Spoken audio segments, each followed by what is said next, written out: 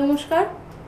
প্রতিদিনের মতো আজকেও এই সময় আপনাদের জন্য এই সময়টাই বেসিক্যালি সবার ভালোর উদ্দেশ্যে ডেডিকেট করা থাকে, রাখা থাকে যে যদি আজকেও আরও কিছু লোকের উন্নতির পথটা দেখানো যেতে পারে। কত তাড়াতাড়ি মানুষ নিজের ভালো চাইছে এবং নিজের উন্নতির জন্য কতটা সিরিয়াস হয়ে এগিয়ে যাচ্ছে।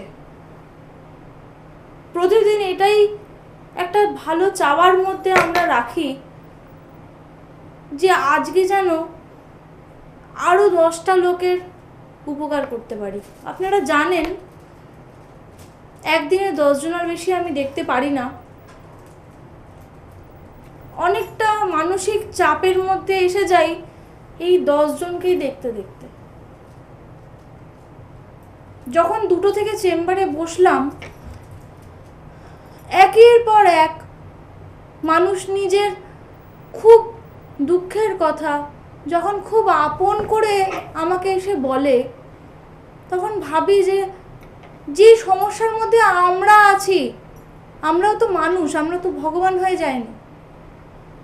আমরাও যে সমস্যার মধ্যে আছি সেগুলো হয়তো খুব নগণ্য। অনেক দূর দূরান্ত থেকে যখন মানুষ এখানে নাইট স্টে করে অপেক্ষা করেন যে আমি কখন আপনারা জানেন আমি রিসার্চ ওয়ার্কে যুক্ত আছি, আমি কখন আমার রিসার্চ ওয়ার্কের কাজগুলো সেই দিনের মতো স্থগিত রেখে আমি চেম্বারে আসবো, আমারও তাড়া থাকে। অনেক দিন একটু লেটে পৌঁছাই চেম্বারে, সবাই অপেক্ষা করেন, খুব খারাপ লাগে আমার দেখে। আমি চেষ্টা করি আরও ভালোভাবে সবাইকে যাতে সার্ভিস দিতে পারি।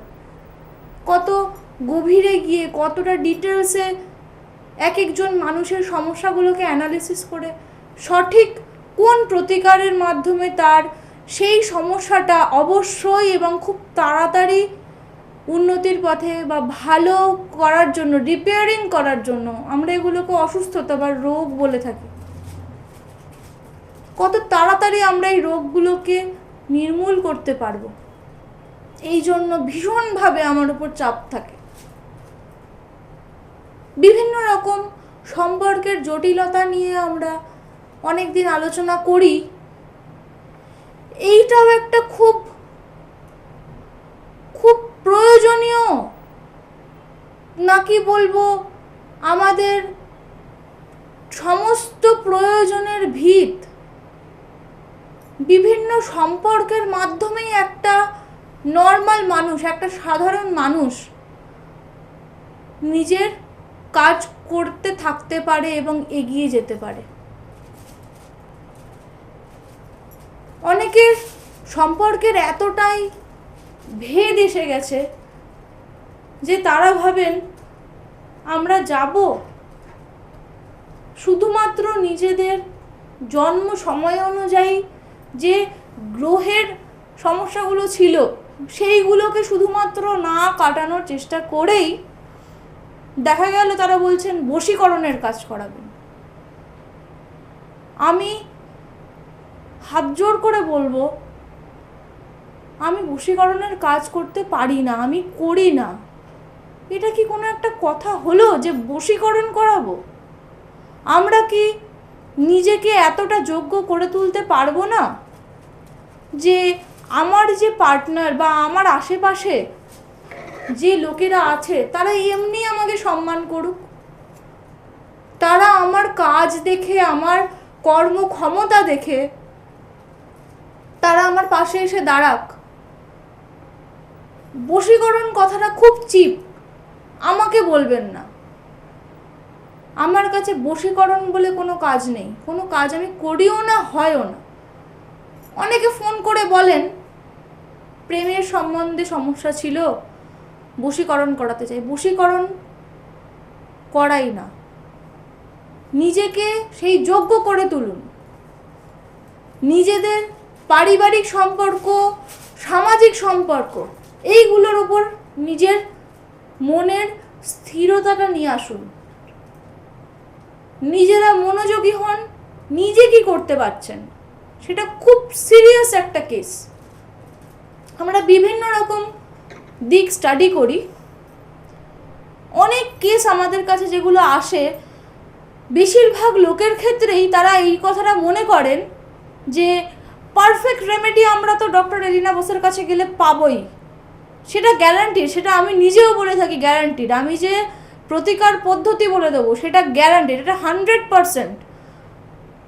200% হয় না। যারা বলে তারা সবাইকে কনভিন্স করানোর জন্য বলে 200%।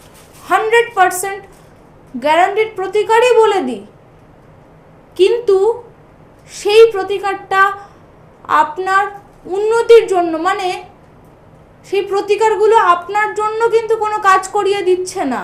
আপনাকে নিজের ভালোটা নিজেকেই বুঝতে হবে। আপনি যে কাজগুলো করছেন, নিজের যে দায়িত্বগুলো পালন করছেন, আপনি যদি নিজের দায়িত্বগুলো সঠিকভাবে কর্তব্য ভেবে পালন করতে থাকেন, সঠিক নিখুঁত প্রতিকারের কাজ এইটুকুই যে আপনাকে তার ফলটা পাইয়ে দেওয়া। এই আশা কেউ করবেন না যে আমি কাজ করব না কিন্তু আমার সঠিক প্রতিকার হলে আমি অনেক উন্নতি হয়ে যাবে, আমি প্রাইম মিনিস্টার কি হতে পারবো? প্রত্যেকের উন্নতি কিন্তু নিজের কাছেই লুকিয়ে আছে, এটা আগে বুঝতে হবে। সঠিক প্রতিকার আমাদের জীবনে আমাদের নিজেদের কর্মক্ষমতা এবং কৃতকার্যের ওপর ভর করে আমাদেরকে ফল দেয় মাত্র। এবং মাত্র কথাটা এই জন্য বললাম, ফল দেয় মাত্র, কাজটা কিন্তু আমাকেই করতে হবে। আমি যদি কাজ না করি, বসে থাকি, আমার কিন্তু কিছুই হবে না। সঠিক প্রতিকার নিয়ে অনেক রকমের মানসিক পরিবর্তন হয়। এগুলো সবই কেমিক্যাল কম্পোজিশন। আমাদের মানসিক চিন্তা ভাবনা, চিন্তাধারা পরিবর্তনে সাহায্য করবে অনেকটাই। 50% যদি সাহায্য করে, বাকি 50% আমাকে খাটতে হবে।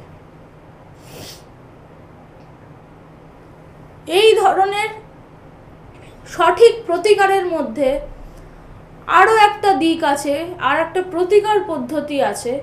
আমাদের জীবনের ভিত যেটা, আমাদের সঠিক শিক্ষা, সেটা যে কোনোভাবে হতে পারে। সঠিক শিক্ষা দু রকমের। 1 নম্বর, আগের দিন একজন বলছিলেন লাইভ অনুষ্ঠানে, এক রকম হলো আমি শিক্ষিত হতে পারিনি আর্থিক অভাবে, সেটা আসল শিক্ষায় হানি হওয়া নয়। আমার বাবা আমাকে অনেকটা পড়ানোর চেষ্টা করেছেন, আমি ফাঁকি মেরেছি, এইটা নেগেটিভ, এটা শিক্ষা হানি, যার অধিকার আমাদের কিন্তু নেই। আর এক দিক হতে পারে, শিক্ষা যেহেতু আমাদের জীবনের একমাত্র ভিত, আমার বাড়ির লোক বা আমি নিজে কষ্ট করে চেষ্টা করেছি পড়াশোনা করার, আমি চেয়েছি আমি ডিগ্রিধারী হব, অনেকটা আমি এগিয়ে যাব, নিজের শিক্ষাগত যোগ্যতা বাড়াবো, সেইটা আমাদের জীবনে পরবর্তীকালে সারা জীবন কাজে লাগবে। তাহলে এবার প্রশ্ন, যে তার বাড়ির বা ফ্যামিলির আর্থিক অসুবিধার জন্য নিজে বেশি পড়াশোনা করতে পারেননি, তার কি তাহলে শিক্ষা হলো না? সে এইভাবে শিক্ষা লাভ করবে, সারা জীবনে সে নিজে কর্মদৃঢ় থাকবে এবং সুদৃঢ়ভাবে নিজের সুকর্ম করতে থাকবে, তবেই শুধুমাত্র সে তার সুফলটা পাচ্ছে। সুফল পাওয়ার জন্য নিজেদেরকে সঠিক পথে চালিত করতে হবে। শিক্ষা শুধু পড়াশোনা করে বই পড়ে হয় না। শিক্ষার জন্য প্রথম চাই নিজের মনোবল, তার সঙ্গে শরীর স্বাস্থ্য একটা আলাদা সেকশন, নিজের মনোবল আলাদা সেকশন। মনের পরিস্থিতি এবং শারীরিক পরিস্থিতি দুটো মার্চ করছে একটা জায়গায়, তার জন্য আমাদের অনেকগুলো ডিভিশনাল চার্ট দেখতে হয়। একজনের জন্য অনেকগুলো ডিভিশনাল চার্ট দেখতে হয় একটা শুধুমাত্র প্রশ্নের জন্য বা পরিস্থিতি বিচার করার জন্য। একটা পরিস্থিতি বিচার করার জন্য 7 থেকে 8টা ডিভিশনাল চার্ট স্টাডি করতে হয়। যদি ধরে নিই আমরা খুব শখ করে প্রতিকার পদ্ধতি নিচ্ছি, কি আমরা প্রতিকার পদ্ধতি বলছিই না, আমরা বিভিন্ন রকমের জেমস্টোন ধারণ করছি শখে। দেখা গেল আমি রুবি পড়লাম, ওল্ড বার্মিজ রুবি পড়লাম, ওল্ড বার্মা রুবি পড়লাম, তার সাথে পান্না পড়লাম, আমি হয়তো কলম্বিয়ান পান্না পড়লাম, কেন আমার ভালো লাগে, আমি শখ করে পড়ছি। শখ বলে কিছু হয় না জ্যোতিষীর মধ্যে। জেমস্টোন মনে রাখবেন শুধুমাত্র অ্যাস্ট্রোলজিক্যাল প্রপার রেমেডি, ম্যাজিকের মতো কাজ করে যেগুলো, সেই জন্য গ্যারান্টিড প্রতিকার হবে বলে অবশ্যই বলা যায়। প্রথম কাজ নিজের শখগুলো থেকে বেরিয়ে আসা, নিজের পরবর্তী দিনগুলো সম্বন্ধে আরো সিরিয়াস হয়ে যাওয়া, নিজের কর্ম সম্বন্ধে সিরিয়াস হওয়া। শিক্ষা নিয়ে যে কথা বলছিলাম, শিক্ষার আর এক রকম খুব প্রয়োজনীয় প্রতিকার পদ্ধতি আছে, সেটা হচ্ছে নামকরণ। নামকরণের কথা একটু পরে বলছি। প্রথম যে কথাটা অবশ্যই বলতে হয়, তাহলে শিক্ষার দুরকম ভাগ হলো। এক, সে বই পড়ে শিখেছে, দ্বিতীয় সে কাজ করে নিজে খেটে শিখেছে। এই দু রকমের আসল শিক্ষা দুটোই সারা জীবন তার কাজে লাগবে, এটা মনে রাখতে হবে। আমি কেমন শিক্ষা নিলাম যেটা আমার পরবর্তীকালে কাজেই লাগলো না, তখন আমি বলবো আমি অনেক কিছু চেষ্টা করেছিলাম কিন্তু আমি পাইনি, এটা হতেই পারে না। এটা আমি বলবো আজকের দিনে হতেই পারে না। একজন মানুষ সঠিক পথ বেছে নিল, সঠিক প্রতিকার পদ্ধতি বেছে নিল, বেছে নিয়ে সে চলতে থাকলো, নিজের কাজগুলো, নিজের দায়িত্ব কর্তব্য সাংসারিক বলিনি, নিজের শিক্ষার, নিজের খেটে শেখার দায়িত্ব, খেটে শেখার কর্তব্য, এটা নিজের প্রতি কর্তব্য, সেগুলো রেগুলার সে মেনটেন করছে কিন্তু তার কিছু হয়নি, এটা হতেই পারে না। টোটালি ইললজিক্যাল একটা কথা, একেবারেই বিজ্ঞানসম্মত নয়। যারা বলে তারা ভুল বলে, এটা খুব দুঃখের সাথে বলতে হচ্ছে। সমাজে 25% মানুষ এই রকম আছেন যারা বিভিন্ন গ্রহের দোষ দেন, নিজের ভাগ্যের দোষ দেন, ঈশ্বরের দোষ দেন, কিন্তু নিজের কর্মক্ষমতা যে সে কম দেখাচ্ছে, নিজেকে প্রতিষ্ঠিত করার দিকে সে এগোতে চাইছে না, সে নিজে জানে সে মেন্টালি এই কাজটা করছে, সেটা অনেক বড় পাপ হয়ে যায়। একজন মানুষ নিজের শিক্ষা খেটে শেখা বা পড়াশোনা করে শেখার মধ্যে অনেকগুলো ভালো দিক থাকে, অনেক রকমভাবে তাকে তাড়াতাড়ি নিজের শিক্ষাগত যোগ্যতা বাড়ানোর জন্য এগিয়ে দেওয়া যায়। তার একরকম পদ্ধতি হলো নামকরণ পদ্ধতি। অনেকে আমরা সাজেস্ট করি, আমি বলে থাকি যে অবশ্যই যখন কোনো শিশু ছোট থাকবে, জন্মেছে বা জন্মানোর আগে, তাদের নামকরণ প্রক্রিয়া যেটা আগে হতো, আগে যে হতো নামকরণ প্রক্রিয়া, যথেষ্ট অনুষ্ঠান করে অনেকগুলো দিন সময় নিয়ে নামকরণ হতো। কেন? সেগুলো কি ইউজলেস ছিল? কখনোই নয়। সঠিক নামকরণ পদ্ধতি মেনে যদি কেউ চলে, তার তাড়াতাড়ি নিজের শিক্ষার দিকে কিভাবে সে এগোলে তার ভালো হবে, সে সেই নিয়ে অবগত হবে এবং বিচলিত হবে, তার মন বিচলিত হবে যে আমাকে এইভাবে কাজ করে এগিয়ে যেতে হবে। যারা পড়াশোনা করছেন, ধরুন সায়েন্স, আর্টস, কমার্স, যারা ইঞ্জিনিয়ারিং ফিল্ড, ডাক্তারি ফিল্ড, বিভিন্ন রকম ফিল্ডে মানুষ নিজের পড়াশোনা চালিয়ে যাওয়ার চেষ্টা করছে। শিক্ষাগত যোগ্যতা বাড়ানোর জন্য একটা খুব প্রয়োজনীয় কাজ হচ্ছে নিজের বাবা মার কথা শুনে করা। যারা নিজের ছেলে মেয়েদের সম্বন্ধে জানতে আসবেন তাদেরকে আমি রিকোয়েস্ট করি যে ছেলে মেয়েকে নিয়ে আসবেন না। যে কথাগুলো তাদের শোনা উচিত নয় সেগুলো তারা শোনে। আপনারা ম্যাচিওর্ড, বাবা মা ম্যাচিওর্ড, তাদের ওপর, তাদের থেকেও অনেক ভালোভাবে বিচার বুদ্ধি তারা রাখেন যে এই কথাটা বললো মানে আমাকে এটা মেনে চলতে হবে, এরম নয় যে আমার হবে মানে আমি বসে থাকলেও আমার এই এই উন্নতিগুলো হয়ে যাবে। এই কথাগুলো আমি ছেলে মেয়েদের সামনে বলতে পছন্দ করি না। বারবার বলি, ছেলে মেয়েকে সঙ্গে আনবেন না, নিজে আসুন, জানতে আসুন, সেইভাবে নিজের ছেলে মেয়েকে এগিয়ে নিয়ে যান। তার একটা খুব প্রয়োজনীয়, খুব ইম্পর্টেন্ট পদ্ধতি হচ্ছে নামকরণ।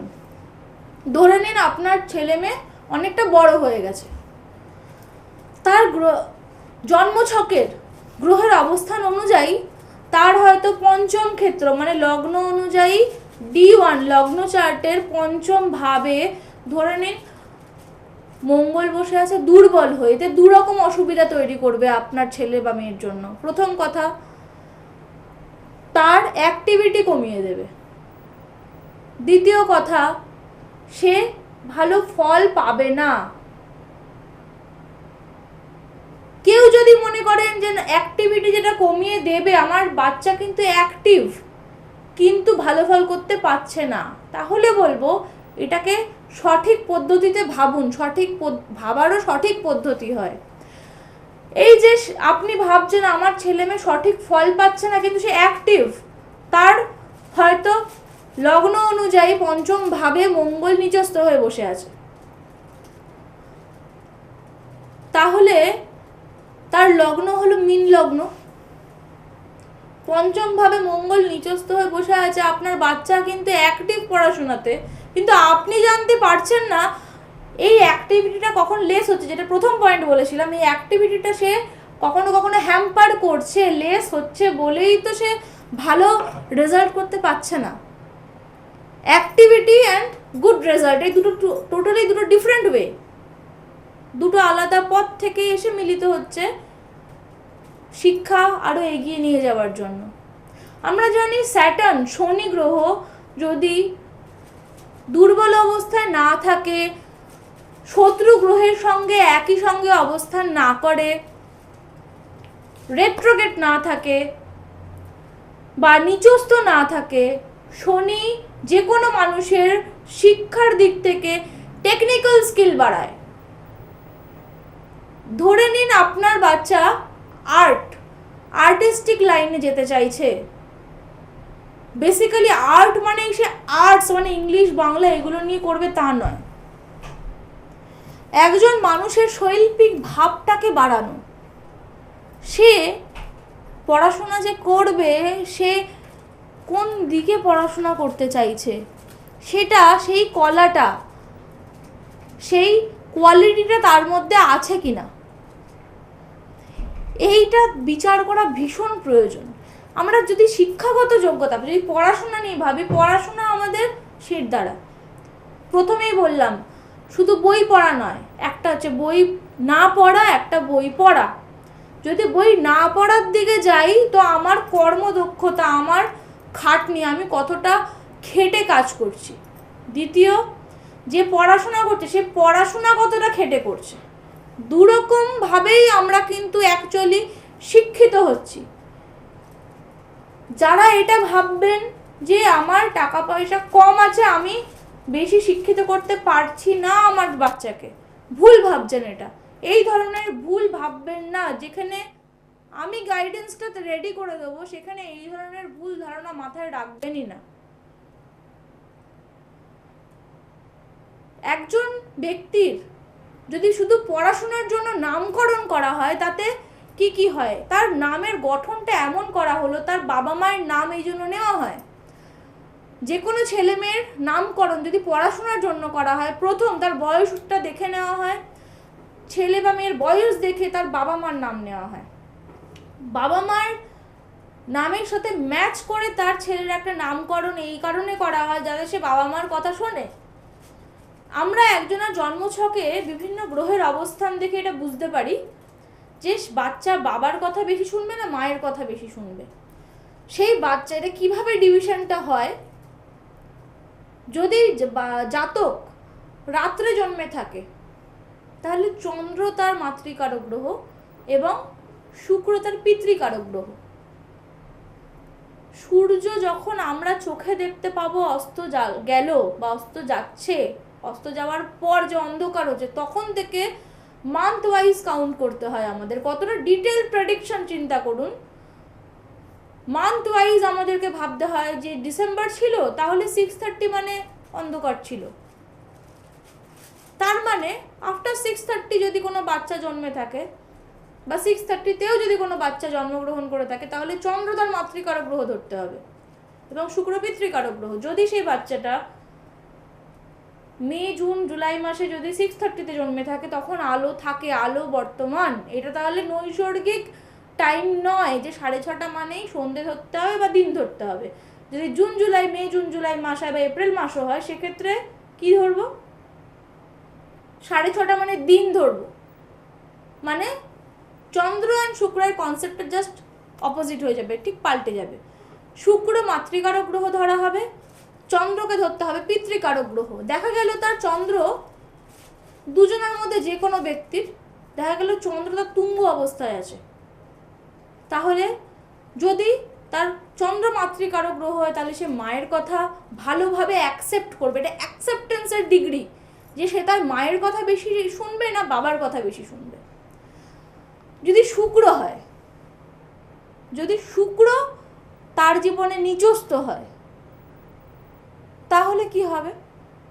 বাবা মার কনসেপ্টটা অন্য কোনো ভাব হিসেবে বিচার করা হচ্ছে না, বাবা মার কথা শোনার কথা হচ্ছে এখানে। শিক্ষাগত যোগ্যতা বাড়ানোর জন্য বাবা মার কথা শোনাটা অবশ্যই ভীষণ প্রয়োজনীয়। যারা অনাথ, সেক্ষেত্রে যারা বিভিন্ন হোমে মানুষ হচ্ছেন তাদের ক্ষেত্রে, যারা মাতৃতুল্য বলে যাকে মনে করছেন বা পিতৃতুল্য বলে যাকে মনে করছেন তার কথা শোনার কথা হচ্ছে। কথা শুনলে তার যে কোনো গার্জিয়ানের যদি কথা মতো সে চলে, সে আস্তে আস্তে নিজের শিক্ষাটা আগেই বলেছি দু রকমের, একটা পুঁথিগত, একটা নিজের কর্মগত, নিজে শিক্ষিত হতে পারছে। অবশ্যই চাইল্ড লেবারের কথা এখানে আমরা বলছি না, মেয়েদের ক্ষেত্রে 18 বছরের ঊর্ধ্বে, ছেলেদের ক্ষেত্রে 21 বছরের ঊর্ধ্বে ছেলে মেয়েদের কথা সেক্ষেত্রে আমরা ধরবো, চাইল্ড লেবারের কথা এখানে হচ্ছে না। নামটা এইভাবে গঠন করা হয় সাধারণ মানুষের ক্ষেত্রে যাতে সে বাবা মার কথা শুনে এবং তার জন্ম ছক অনুযায়ী। এখনকার দিনে সবাই নিজের date of birth, time, place নিজের বাচ্চার বিশেষ করে গুছিয়ে রাখেন, সেটা রাখাটা অত্যন্ত প্রয়োজনীয়। সে date of birth, time, place অনুযায়ী তার কোন গ্রহটা দুর্বল হয়ে যাচ্ছে বা পঞ্চম ভাবে কোন গ্রহটা দুর্বল হিসেবে ফল দিচ্ছে সেটা খুব দরকার দেখাটা। তার সাথে বাবা মায়ের নাম নেওয়া, তার পারপাস কি, সে যেন পড়াশোনা যে করতে এসেছে, এখানে নামকরণে অনেকগুলো ভাগ হয়, তার যদি বয়স অনুযায়ী আমরা বিভাজন করি তাহলে তার প্রথম পড়াশোনার সঙ্গে কিন্তু আমাদের পরবর্তীকালে কাজের জায়গাটা দেখতে হচ্ছে, যে শুধু পড়াশোনা করলেই তো হবে না, পড়াশোনার সাথে সে যেন পরবর্তীকালে কাজে নিজেকে সঠিকভাবে নিজের প্রতিভা বিস্ফোরণ ঘটাতে পারে। এই বিস্ফোরণ ঘটানোর কাজটার জন্য নেমিং থিওরিটা খুব ইম্পর্টেন্ট। প্রথম সে তার বাবা মার যেন কথাটা শুনবে সেইভাবে তাকে অটোমেটিক্যালি প্রিপেয়ার করা, তার জন্য তার নাম পরিবর্তন করতে হয়। হয়তো রেগুলার নাম তাকে খাতায় লিখতে হবে লাল কালি দিয়ে, সাদা খাতায় লাল কালি দিয়ে রোজ লিখতে হবে, কন্টিনিউ করতে হবে, without any break, without a fail, রোজ কন্টিনিউ করতে হবে। বা আরও ভালো হয় যদি তার চলিত জীবনে তার ভালো নাম হিসেবে সেই নামটা, যে নামকরণটা আমি করে দেবো, সেই নামকরণটা যদি তার চলতে থাকে রেগুলার। বাকি দায়িত্বটা এই জন্যই আমরা নিতে পারি, বলতে পারি যে সঠিকভাবে রুটিন অনুযায়ী প্রতিকার পদ্ধতি যদি কেউ মেনে চলে, গ্রহগত সমস্যা এবং নামগত সমস্যা, নামের মধ্যে অনেক নেগেটিভিটি থাকে, সেগুলোকে পেরোনো যাবে। আরও আলোচনা আমাদের চলতে থাকবে এইভাবেই। প্রতিদিন এই সময় অনুষ্ঠান দেখতে থাকুন। ভালো থাকুন, খুব ভালো থাকুন। নমস্কার।